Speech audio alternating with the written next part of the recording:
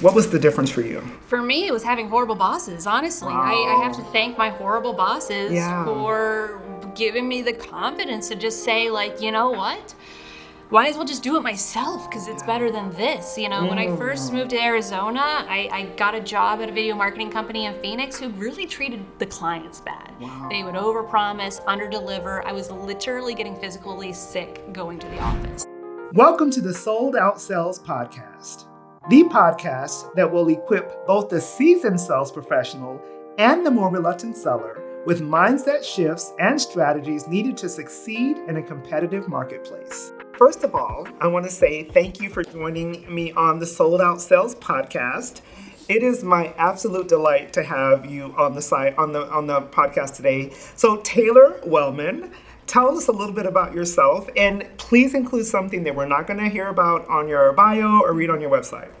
Well, I would say that I am a champion because I have been a 2-time fantasy football champion. I absolutely love fantasy football. I am a commissioner of the usual suspects, which has become just like a group of my friends that are still willing to play. So I love fantasy football. I used to play basketball, did not play football, but yeah.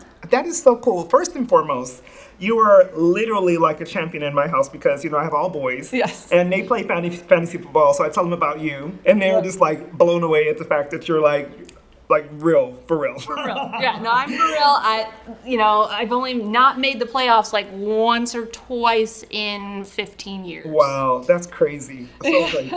And then I did not know that we had in common that you played basketball. Yes. So I started when I was in 5th grade. I was 5 feet tall, so I was a center then. Yeah. And then by high school, everyone else got taller but me, so I went from the 5 to the 2. Yeah.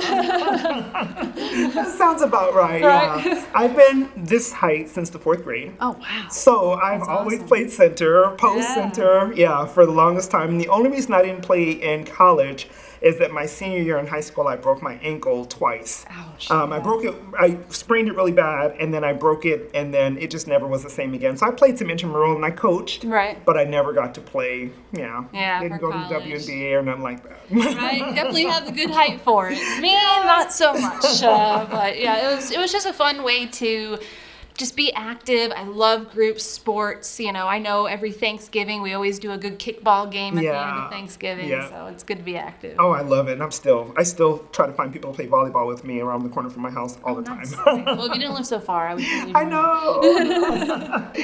Well, Taylor, I would love to hear, first of all, tell me about your confidence story. And I ask you this because those of us who know you, and for those of you all who don't know this, I've known Taylor since I moved to Phoenix, and I've been in Phoenix for 10 years. So shortly thereafter, it wasn't very long after that I met you.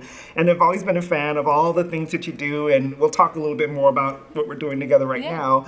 But you've always come across extremely confident, well-spoken, able to communicate extremely well, and very, professional in the work that you do.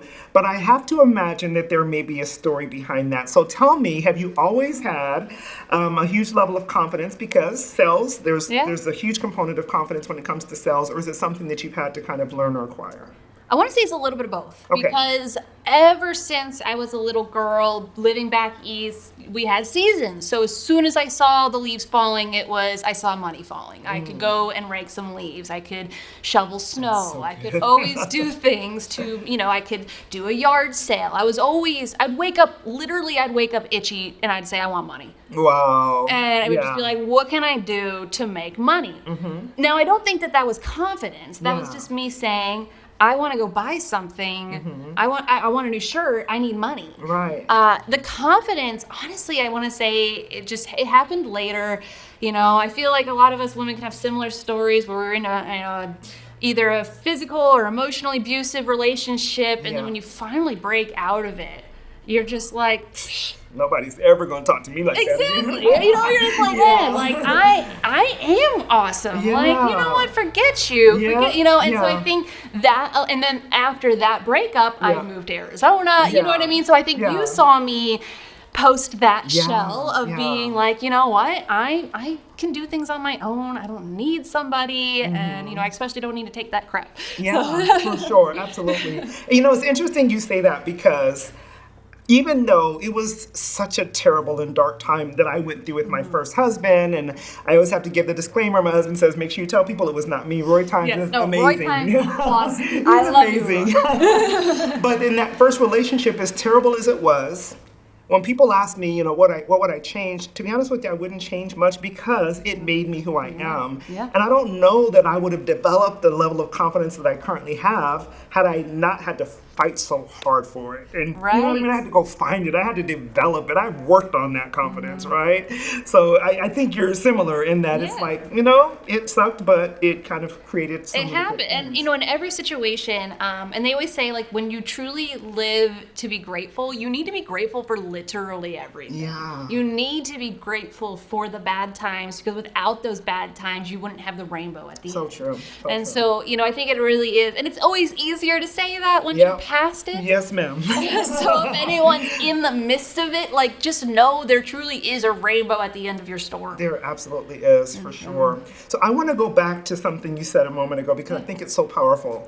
I've had to learn this because there was a time, especially after that relationship. Now, I had 2 little babies from my first marriage. So when I left, I wasn't able to just pick up and just do things. I had to feed these children, right? Yeah. And I remember seeing that struggle and figuring out, how am I going to survive and everything? What do I need to do to earn income? But I grew up in a family that was very traditional in that you go to school, you get a degree, you go get a job, and that's how you do it. Entrepreneurship was, I literally never heard of it as a child. I had no idea, although it was in me because I also, like you, I raked leaves and things like that, but I didn't fall back to that immediately. So what was it in you that gave you that kind of impetus of, I have a need, I can do something to create the money I need, opposed to, I need someone to help me? What was the difference for you? For me, it was having horrible bosses, honestly. I have to thank my horrible bosses for giving me the confidence to just say, like, you know what?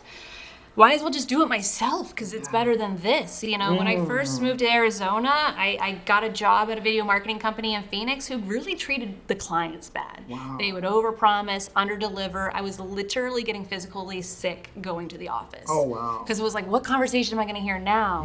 What am I? And I was just trying to be the project manager and video producer, but I didn't have to deal with, since I was the face-to-face with the client. Yeah. I had to take a lot of that on. And so then I found a studio in Scottsdale to work at, which was the total opposite, treated us horribly. Wow. So Eric actually worked there too. Wow. It was emotionally damaging. Like, it was real bad.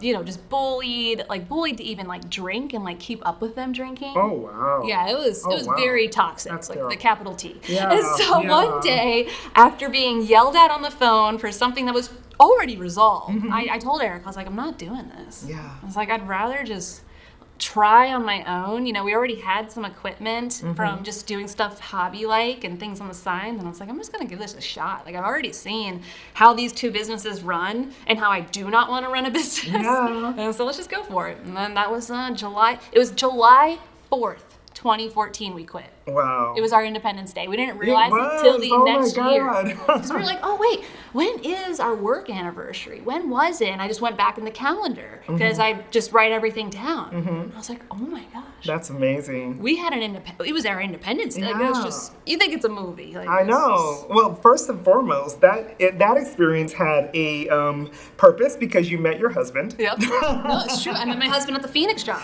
So he went to Scottsdale with me. So I met him at the Phoenix job. Wow. Then we worked the Scottsdale job. Then we started our business. 2 months later, started officially dating. Yeah, wow. There's a gift in some of those bad times. I know, right? I know. I do well with bad times, apparently. Apparently, yeah. No more, though. No, you don't need to, right? So something that, there's so many things I want to talk to you about because, we've known each other for a long time.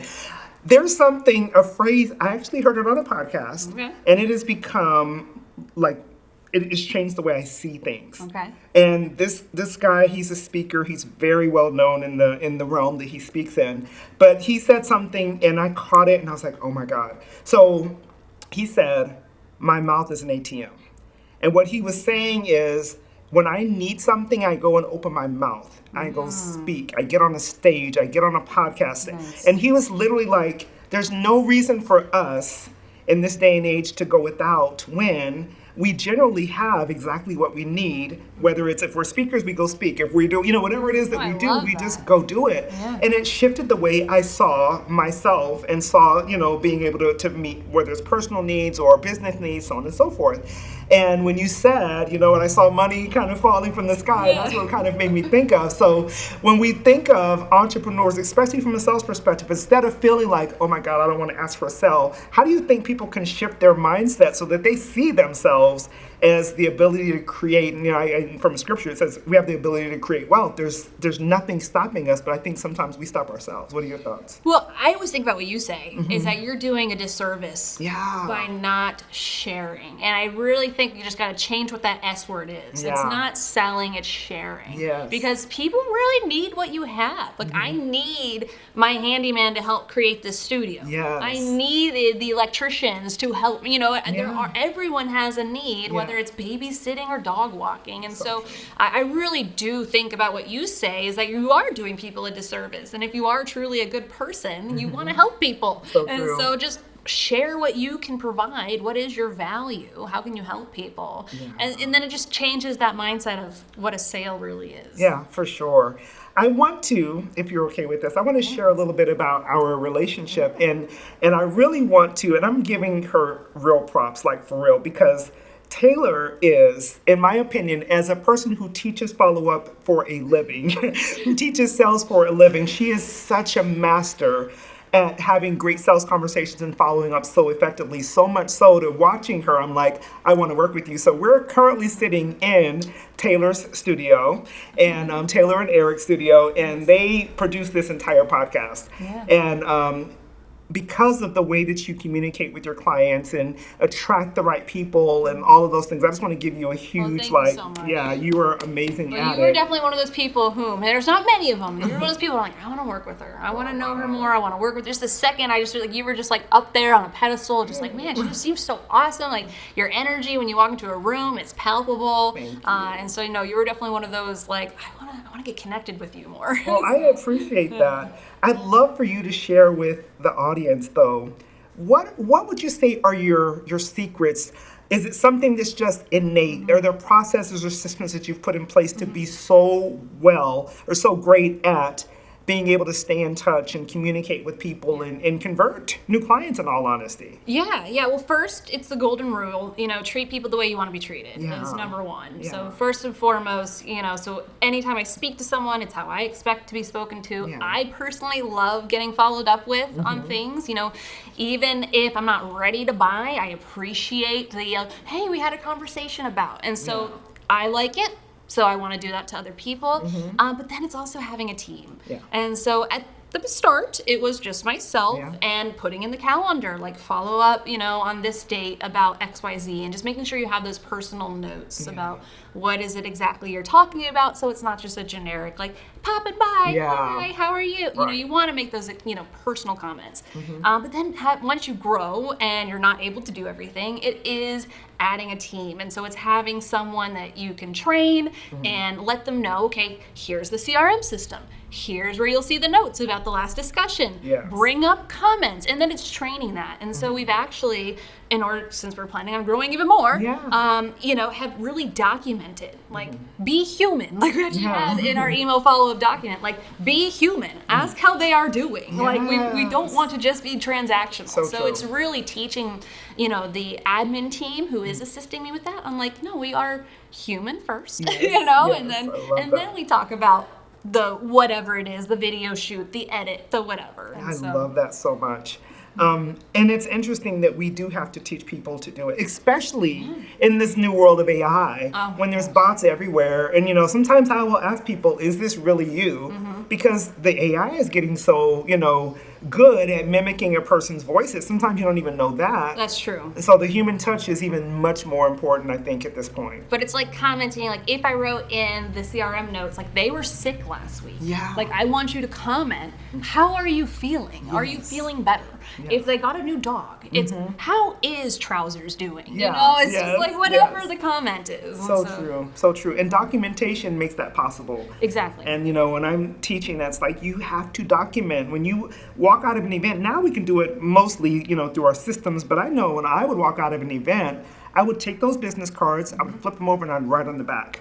Her daughter just graduated, or like you said, she's traveling to India next month. So when I talk back to them, I'd have something to reference to make them realize I actually listened to what they said, and I cared about what they said. And I think that's the part that misses when we automate things, which I firmly believe in automation.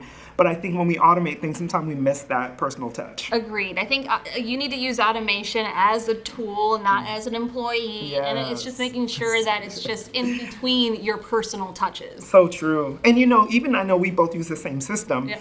You can put in those reminders, personal call, real call, or what's it called? I forget the terminology it uses, but it's like pick up the phone and call them.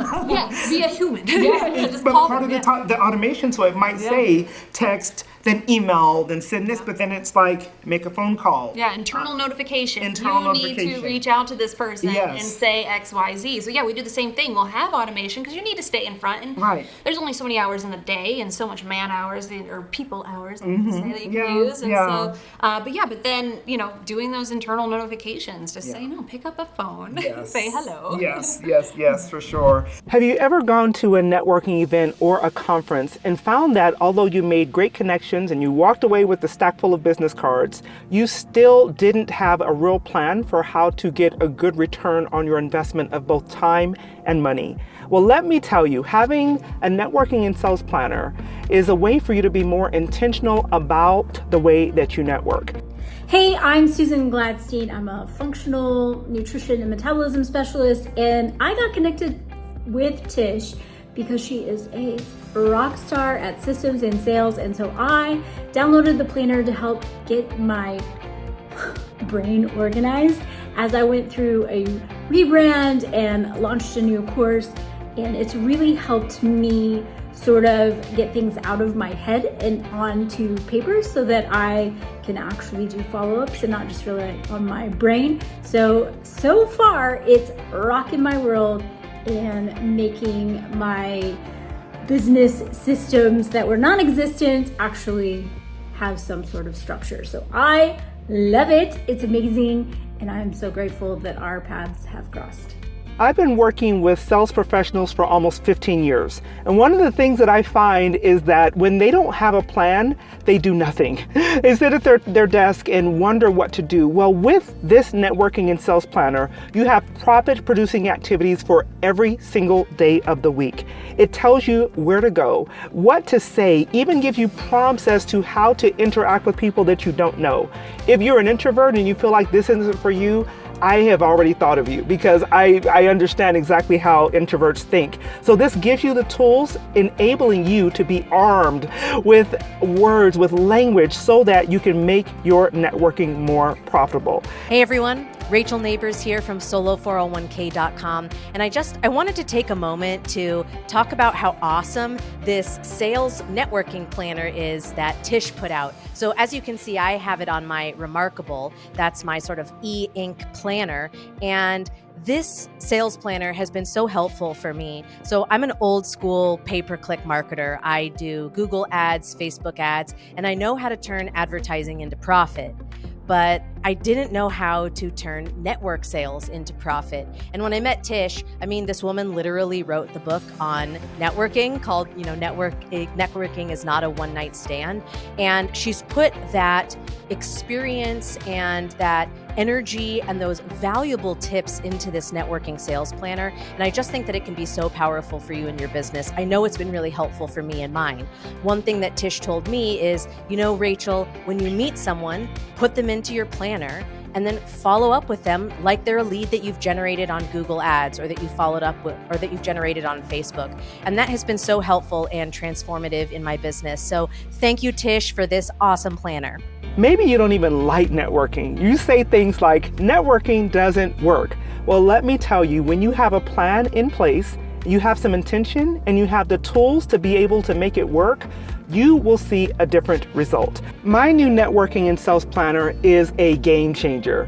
It's the difference between you going to an event, wandering around and walking away without any purpose and without any new money, and walking into an event with a plan, with a purpose, and being able to convert new clients into your business. No one wants to feel inauthentic and pushy or even salesy when following up. So frequently we just don't do it at all. Well, the profitable follow-up formula, which is in the back of your networking and sales planner, will give you the tools and the language and the frequency with which you should be following up so that it feels very authentic. It feels genuine and natural both to you and to the people that you're reaching out to.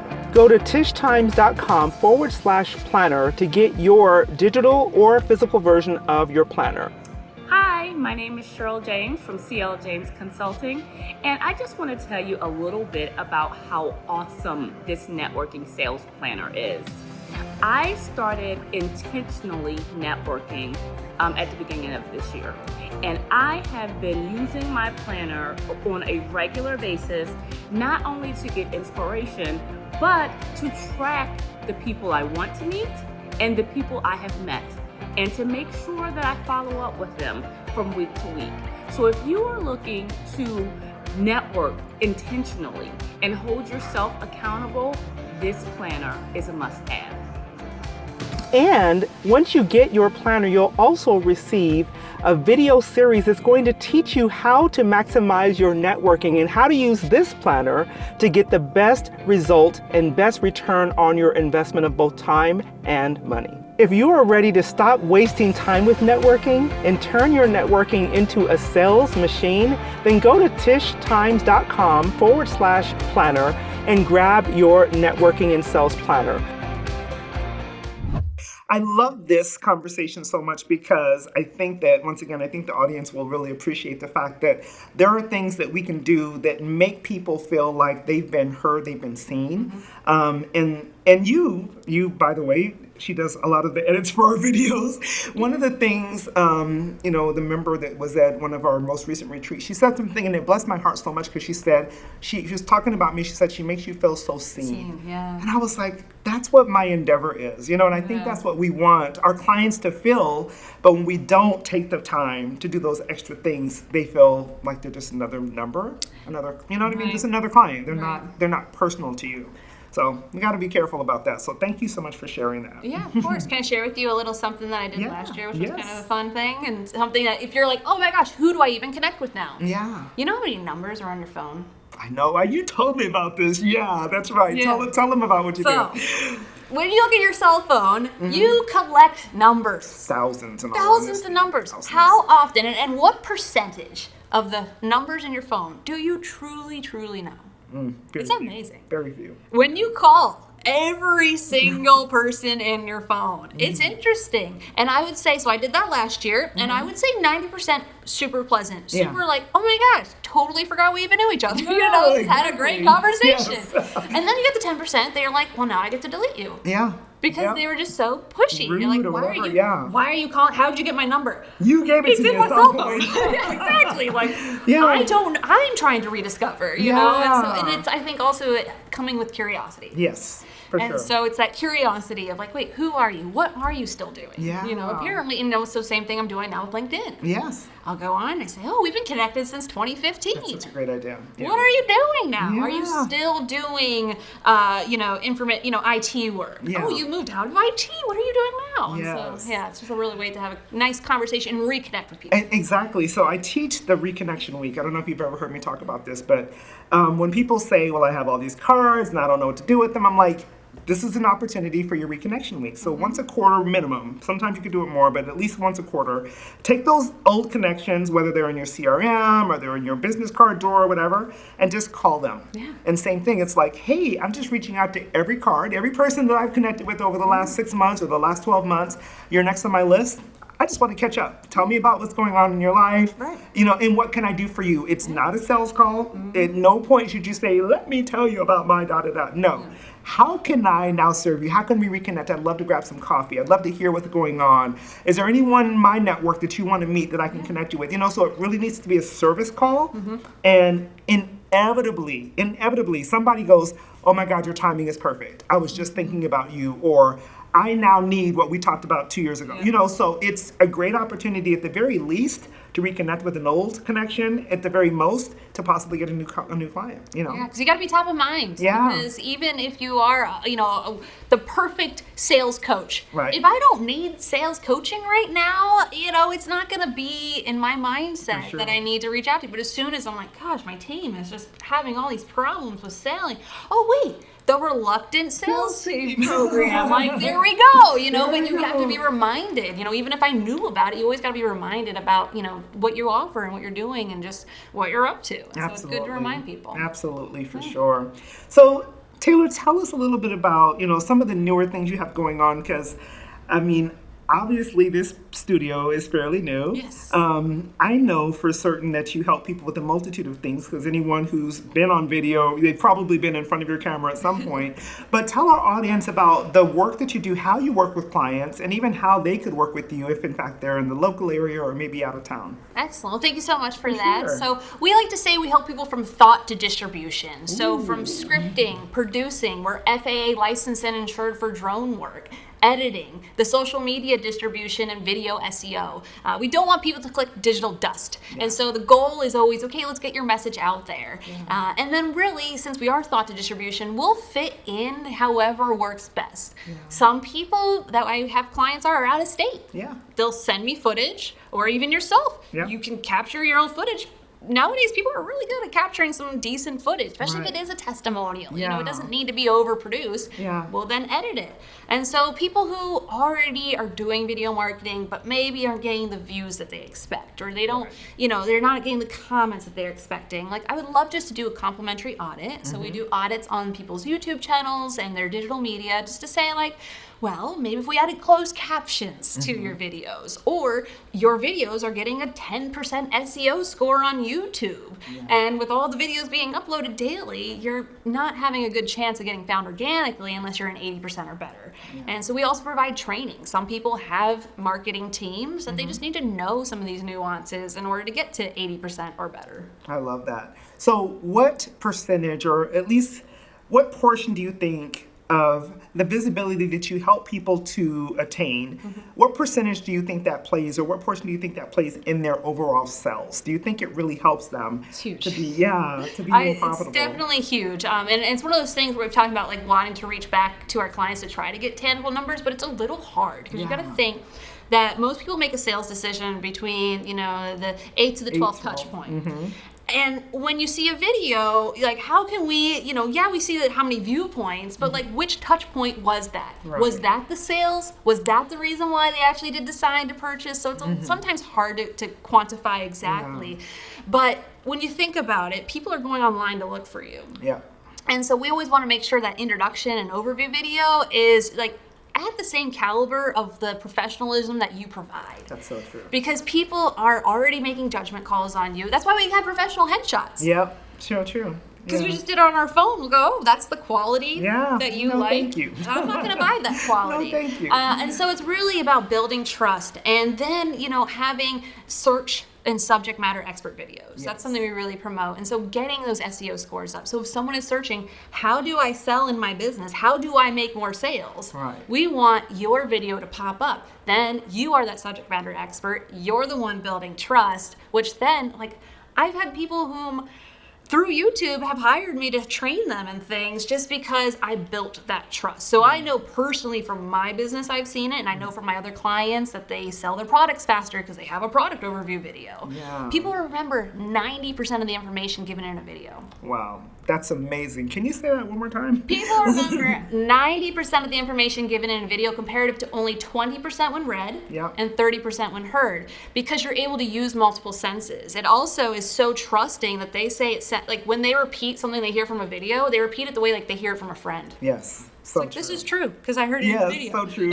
You see it like my husband, the internet said. Right? Yeah. Google says. Yeah, for sure. And that's the thing. Google says you are the expert in sales. So true. When I search sales, when you pop up, and especially if like, oh, I watched one video. Oh, now you have a podcast. Oh, here's a testimonial about you. Yeah. It's all those different types of videos. And so that's why you don't I never tell people to do only sales.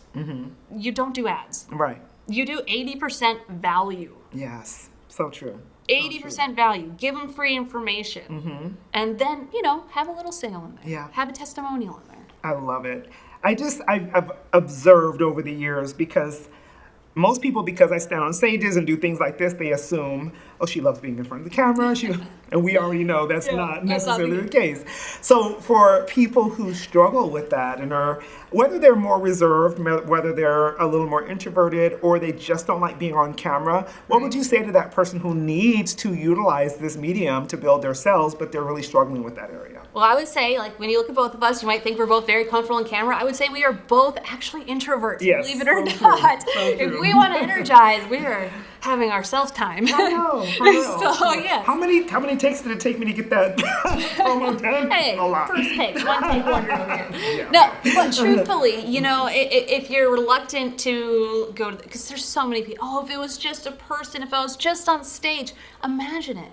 Visualization is so powerful. Yeah. And so when you're looking at that singular lens, I always say pretend it's someone, it's a cyclops because they lost their other eye. You wouldn't look at someone odd just because they lost their other eye in a situation. Right. And so visualize, who's your favorite people? Who are your favorite clients? Because that's who you're talking to when you're looking at the camera. Is you're talking to that future favorite client that you can't wait to talk to again. Yeah. I think I told you I'm going to do a shot of my clients and put them behind my camera. So when I'm doing, from my office doing a video, I can look at them and not feel like I'm so alone in that office. Too, you can do that. Put pictures around you. I know some people put like just smiley faces by their cameras. Yeah. If visualization isn't enough. And then the more you practice, the easier it gets. So true. And I find that, like a day like today, we've done 8 or 9 different recordings. And so it's like that, you get in that flow and then you're good. So I would even recommend that, what do you call it? Putting them all in the same batching. Yeah, you want to batch it. And I do suggest batch days. So you want to put in your calendar, write it down. It's not real unless it's written down. Right. When are you doing pre-production? Yeah. Or even just have a Google document that you can go to, and like anytime a client asks you a question, just go, that's a good question. Just put it on that Google Docs, and then you have an idea. And then plan a production day. Yeah. If you're posting at least once a week, then you want to do at least 5 videos, and then you have that little over that month time to stay ahead. I love that. So I'm going to tell you something that really sold me on video. Yeah. And as you know now, even though it's a little uncomfortable for me sometimes, I still do it consistently because I was following up with a prospective client years ago. And I called them, I emailed them, I sent them text messages, and they would not respond to anything. And we had a great connection initially, so I was like, what's the deal? And then I found an app that allowed me to do a quick video. And then the moment I sent that video, and it was just me, and it wasn't salesy or weird, it was like, hey, Jim, I'm looking for you. I don't know what happened, but, I wanted to reach out and make sure you're good, because when we talked, you mentioned whatever. And when I say immediately he responded, it was like that personal connection was the only thing that got his attention, and he did become a client. Wow. And so I believe in the power of video, if for no other reason than it feels like it's me talking to you. Yeah. I feel like I can hear your heart, I can see your eyes. It's just a very different connection than what we get in all the other mediums. So I'm a proponent for many reasons, and I'm really grateful that I have someone like you that helps me to do all the things that I do to make myself look great on video. Yes, no, and that's great. That's a really great way to use video too. Those little personal follow-ups, and that's the thing too. Like, look at all the social media platforms. They're flocking to video. Of course. Everything is promoting video. So true. Full apps just video based. Yeah. So why don't you share with our audience? What are some of the ways that they can work with you, and how do they get in touch with you? Excellent. Well, take a look at our social media site. Go to our website, financialpotion.com. There you can sign up for a complimentary strategy session where we'll take a look at your digital marketing and see what you're currently doing and how video can enhance that and help you reach your goals sooner. And if you just want to, meet some of my amazing clients and amazing people like Tish, go to taleswithtaylor.com and watch my show, Tales with Taylor, and learn about, some amazing people I get to hang out with. I love it. Would you share with people why your company is called Financial Potion? Yes. Everyone always asks that, like, why Financial Potion? Yeah. It's because video is your financial potion. I love it. It's the Yes. most effective way to communicate your value. We didn't have a studio in 2014, so I didn't want to be XYZ Studios. No. Although now we do have a studio, it is more than just the production. It's the full gamut of actually getting it out there. Right. I firmly agree that video should be part of your sales process, part of your sales funnel. So please make sure that you connect with Taylor, and she's the best. She is absolutely Thank the you. best. So You're the thank best. you. Well, thank you. Thank you so much for being on the Sold Out Sales Podcast. Thank you for having me. Absolutely. Thanks for listening to the Sold Out Sales Podcast. I would be so appreciative if you would show me and my amazing guests some love by leaving a review on your favorite podcasting platform. Also, go over to tishtimes.com/resource page and make sure you pick up your sales and networking handbook, especially for introverts. Also, I'd love to continue this conversation, so make sure you connect with me on Facebook, Instagram, and LinkedIn. I'll see you back here next week.